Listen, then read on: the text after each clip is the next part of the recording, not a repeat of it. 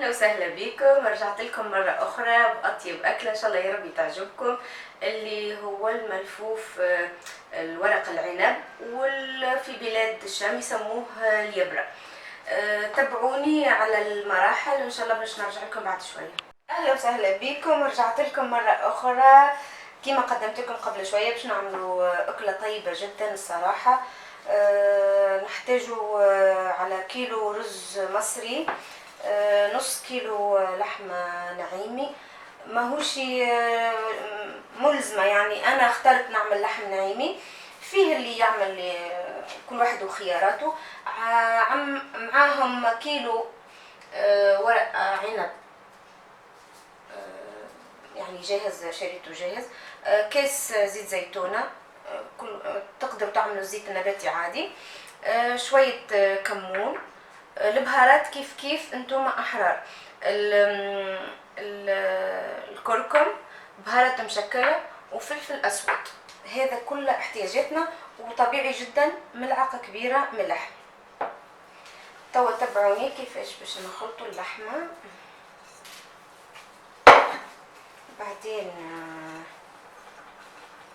نعملوا البهارات.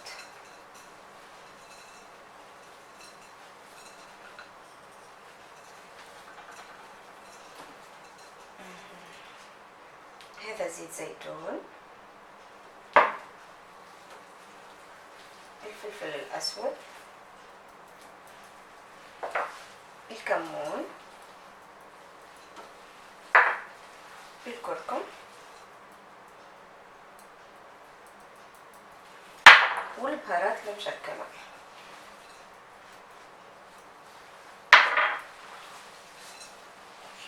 الآن نرجع لكم بعد ما نخلص وباش نبدو مع بعضنا في حشو في لف الورق. أهلا وسهلا بكم. رجعت لكم مرة أخرى بعد ما جهزت الكمية منيحة. تو باش نوريكم كيف نعمل اللف، طريقة اللف. أول شيء لازم يجي على اللف، هي فيه جانب أرطب وجانب يعني خشن. الحشوة تجي على الجانب الخشن. خديت كمية صغيرة، لازم تجي كمية صغيرة يتلف هيك. شوفوا قبل كل شيء هذه لفة الطريقة العادية، باش نوريكم طريقتين أنا، وطريقتين هما سهلين. رجعوا هذه على جنب هيك. دائما نكبسوا شوية مشان تجي الحبة ملفوفة كويسة. وهيك شوف ما شاء الله.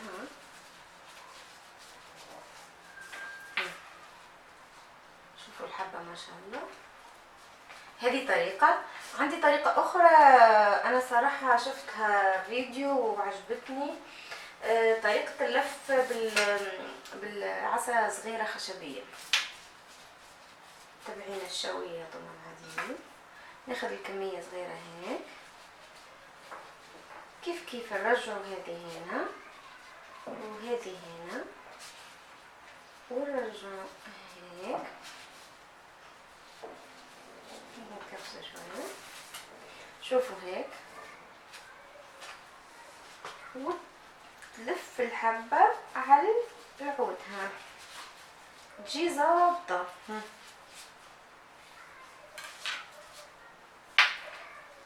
سهلة جدا وجميلة.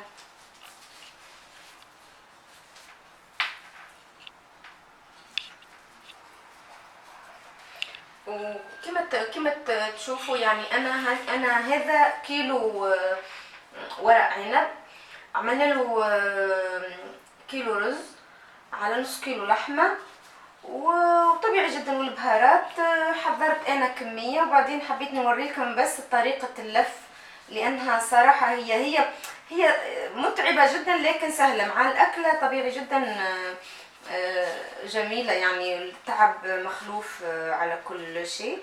الأكلة مرة لذيذة، إن شاء الله جربوها وتفكروني. لكن قبل كل شيء تعرفوا اللي هذا كله تجهيز أولي. بعدين في عنا تجهيز اللي أنا جهزت اللحمة وجهزت لبك مشان نجهز الاكل ان شاء الله. جهزت اللحمه، لحمه نعيمه وليمون وثوم، وتستنوني بعد شويه يعني باش نشوف كيف نضبط لكم الطنجره كلها ونجهزوا الاكل مع بعض، ولحين تجهز ان شاء الله ونصورها لكم وان شاء الله تعجبكم يا رب، ونتلاقاو بعد شويه ان شاء الله. اهلا وسهلا بكم. رجعت لكم بعد ما جهزت الورق واللحمه، وجهزت عصير 4 ليمونات وكيف ومثلهم يعني 4 ريوس ثوم، وعملت منهم خليت منهم هذم باش نعملهم في وسط اللحمه. الان باش نرصفوا اللحمه. انا على فكره اخترت لحم نعيمي، اخترت لية الخروف اللي في من يسميها عصاعيس. اللحمه على حسب اختياركم، انتم احرار. انا الان باش نرصف اللحمه في الطنجره هنا كما تشوفوا. باش نوريكم شوفوا كيف. والان باش نعمل الثوم هنا في الوسط، يعطي طعمه مره لذيذه يعني جميله جدا. هنا كما تشوفوا هيك. الان قبل كل شيء، قبل ما نرصف ننظم اليبرة، باش نحط هذم اللي انا اخترتهم. بعدين باش نوريكم ان شاء الله بعد ما نرتب اليبرة تبعنا. والان كما تشوفوا باش ننظم الورق. هنا باش نفرش هذا بكل ورقتين او 3 باش نعملهم من فوق هنا على ما حبيتش نرميهم انا. كما تشوفوا عملتهم هنا. والان باش نرصف اليبرة تبعيني.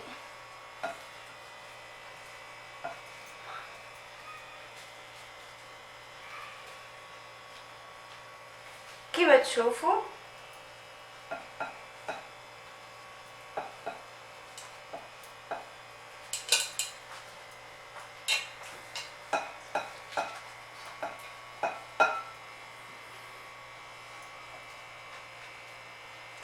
الان انا ننظم فيهم ونضغطهم مشان نضغط مشان ما يتفتحوا ان شاء الله.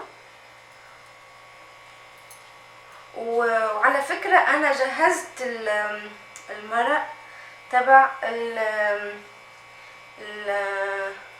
الطبخة، ما يحتاج ولا شيء الا شوية ملح وشوية فلفل وعصير الليمون. هذاك قبل ما تنضج الطبخة. كما تشوفوا اصدقائي انا قاعدة نرصف في الاكلة. كما حكيت لكم قبل شوية انا جهزت المرق تبع الخلطة تبعيتي، موية وملح وشوية فلفل، يعني انا اصلا عاملة البهارات في الخلطة في الحشوة نتاعي. هنا كما تشوفوا ثوم كيف مرة يعطي طعمة لذيذة جدا اصدقائي. باش نخلي بعدين نخلص ونوريكم. خليني نظبطها شوية. الطبخة تقريبا تحتاج بين 4-5 ساعات يعني على نار هادية، يعني 4-5 ساعات يكونوا موفيين يعني معهم. دائما الضغط كما تشوفوا اصدقائي. بس نكمل.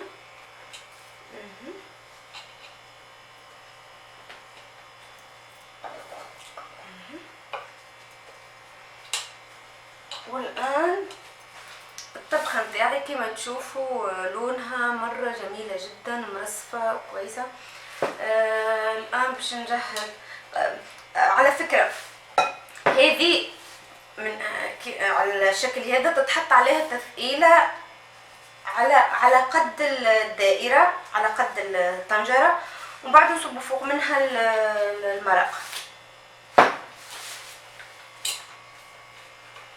الآن باش نجهزو نحضر نشوفو هذا الصوص.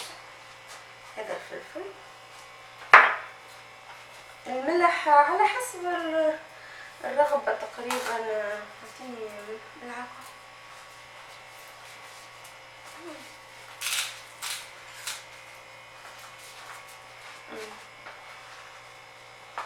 هيك ملعقة كبيرة، لأنه بعدين تصور هو على حسب الرغبة الملح دائما، لأنه ما شاء الله الخلطة فيها ملح، الحشوة فيها ملح، الليمون حامض، يعني مو لازم ننزعها.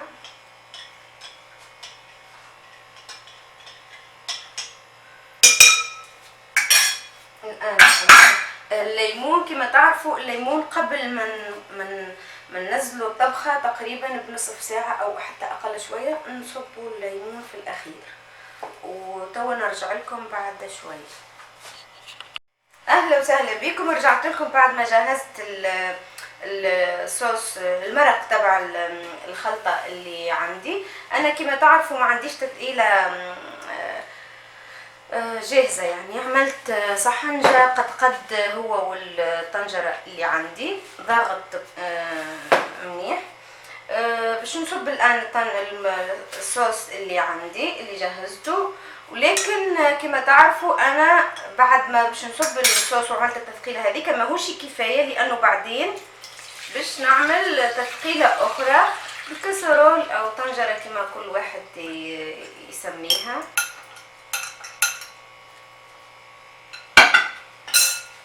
هيك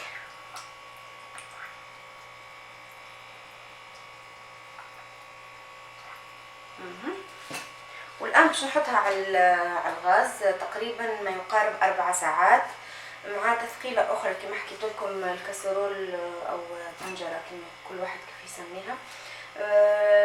قبل كل شيء أنا جهزت عصير 4 ليمونات. ما يتحطش الآن الليمون لأنه يخرب، خسارة الواحد يعمل أكلة ويخربها يحط الليمون في الأول. لازم قبل ما ننزلوها على النار تقريبا 5 دقائق نصف ساعة يعني يكفوا باش نصبوا نزيدوهم الليمون. وتوا نرجع لكم بعد 4 ساعات تقريبا ونوريكم الطبخة كيف صارت معي. ورجعت لكم بعد 4 ساعات تقريبا من اللي حطيتهم على النار كلها.